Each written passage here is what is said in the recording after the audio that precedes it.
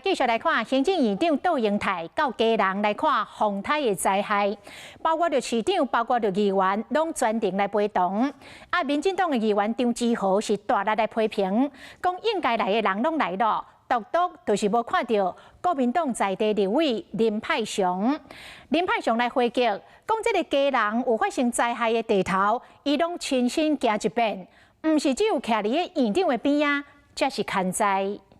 院长、市长，行政院长杜英泰昨到家人的灾区第一线，唔那是家人市长谢国良专程陪同，包括在地议员，甚至不分区立委黄正旭拢到位，就是无看到家人市立委林派雄，那人伫咧现场的张志豪是无咧客气。其实院长会来基隆，正是由不分区的立委王正旭委员所邀约而来。我们不禁纳闷。 那区域立委林佩祥到底在干嘛？关心基隆，我不是只到台风天才关心，一定要站在这个院长旁边，才能衬出说自己的声量跟自己的印象。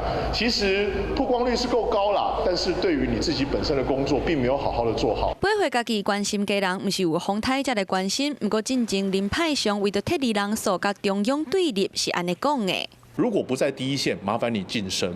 或许我的字眼用的比较激烈一点。要求无伫第一线的人点点，这嘛互张志豪抓到机会嘛，讲等家人真正需要中央的协助，林派上家己刷颠倒嘛点点。没事的地方我去拍照，去央视政府还像中央政府也好，这叫作秀。如果有事的话，我赶快私底下打电话过去。林佩祥委员说，他有去干灾，只是他没照相，因为没事干嘛照相？